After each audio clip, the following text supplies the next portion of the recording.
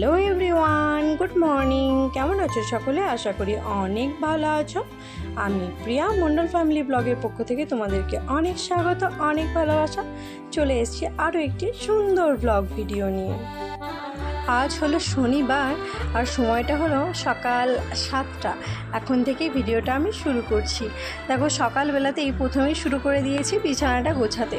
দেখলেই তো মশারিটা টাঙানোই ছিল। আসলে আমরা এই কিছুক্ষণ আগে ঘুম থেকে উঠে একদম ব্রাশ টাশ করে তারপরে এসেছি ঘরে। বাবুকে একটু খাইয়ে নিয়েছি, ওর খাবার খাওয়া হয়ে গেছে। এখন আমি বিছানাটা একটুখানি পরিষ্কার করছি। পরিষ্কার না করলে তোকে একটু বসাতে পারবো না আর কি। এবার ওকে একটু পড়তে বসাবো। সকালবেলায় আর কি ওর হয়ে গেছে খাবার দাবার খাওয়া। আজ আর চাদরটা উঠিয়ে ঝাড়লাম না, কারণ ওই তো সামনে দাঁড়িয়ে আছে। একবার যদি উঠাই না বাস, ও সেই ফাঁকে টুক করে চলে যাবে নিচে। আর এইদিকে আকাশের অবস্থাটা দেখো, এত রোদ্দুর আজকে, মনে হচ্ছে যে বৃষ্টি হবে না। জানি না, প্রতিদিন একটু না একটু তো হতেই থাকছে বৃষ্টি। যাই হোক, আবার চলে এসেছি ঘরে, ঝাড়ু দেওয়া হয়ে গেছে। চলে এসেছি এখন বাইরে ঝাড়ু দিতে। দেখো একটুখানি ঝাড়ুটা দিয়ে দিচ্ছি আর বাবু এই ঘর ওই ঘর করে খেলা করছে।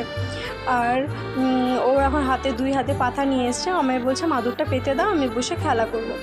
আমাদের ঘরে এত পরিমাণে ধুলো জানি না কোথা থেকে চলে আসে। দেখো পুরো এই শোকেসটাতে চারিদিকে শুধু ধুলোই ভর্তি হয়ে গেছে। তাই যা কিছু ছিল এই ঝুড়িগুলো নামাচ্ছি, একটুখানি ভিজে কাপড় দিয়ে আর কি, শ্যাম্পু জল দিয়ে আর কি ভালো করে পরিষ্কার করে মুছে নেবো, যাতে ধুলোগুলো আর কি উঠে যায়। বেশি কিছু জিনিস নেই, দু ঝুড়িতে আর কি বাবুরই জিনিসপত্র আছে, খেলনা টেডি আছে।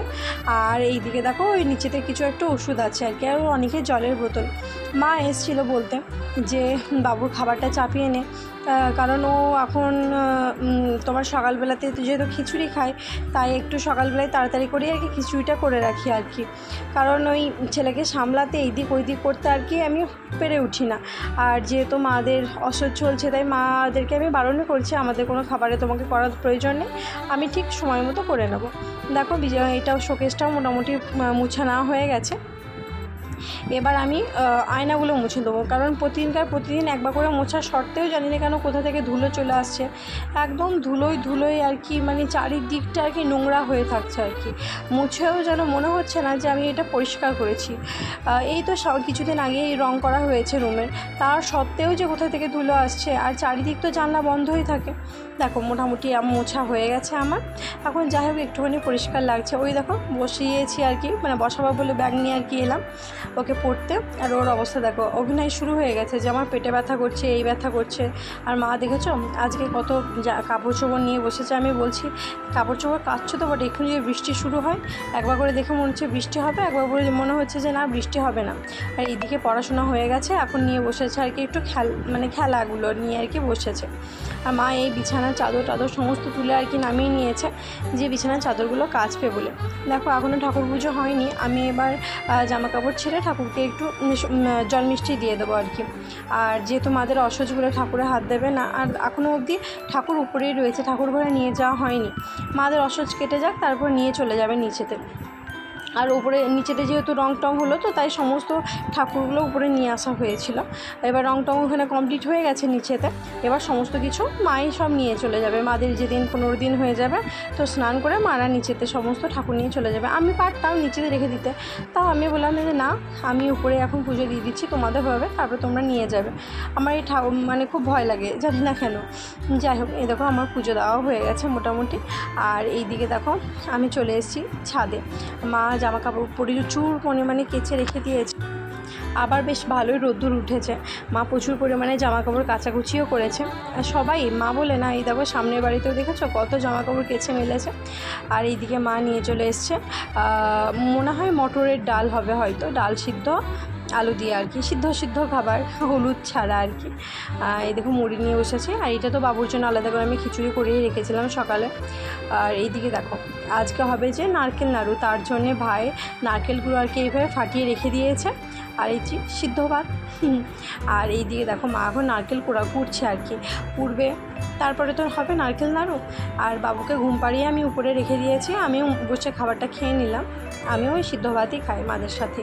আর এই জলটা খাবো, কখন থেকে তাক করে আছি যে কে জলটা খাবে, আমি খাবো কি ভাই খাবো। যাই হোক দুজন মিলিয়ে একটু একটু করে খেয়ে নেবো জল। ওই দেখো নিয়ে বসে পড়েছি জল, আমার এই নারকেলের জল খেতে বড্ড ভালো লাগে। আর স্নান করেছি কিন্তু চুল আঁচড়ানোর টাইম পাইনি আর কি, চুল এখনও ভিজে আছে আর কি জলে, তাই এবার একটুখানি চুলটা আঁচড়ে নেবো আর কি।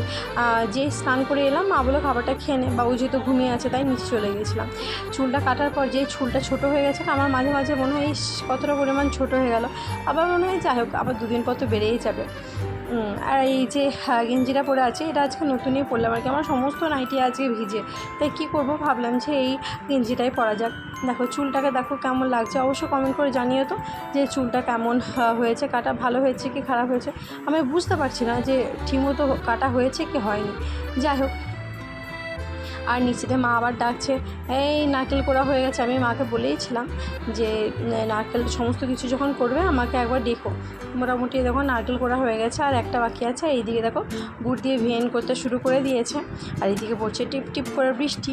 এরকম মোটামুটি ভিয়েন হয়ে গেছে, এবার আর কি এটাকে এদিক ওইদিক করে আর কি শুকাবে, তারপরে তো নাড়ুটা হবে, তাই না? তোমরা জন্য জানিও যে কেমন লাগলো আমাদের নারকেল নাড়ুর রেসিপি। মায়ের নাড়ু বানানো কমপ্লিট, দেখো কতগুলো নাড়ু হয়েছে। কেমন লাগলো ভিডিওটা অবশ্যই কমেন্ট করে জানিও। নতুন কোনো বন্ধু থাকলে সাবস্ক্রাইব করে দিও। সবাই পাশে থেকো, সুস্থ থেকো। আবার দেখা হবে অন্য একটি ভিডিওর মাধ্যমে। সবাই বাই।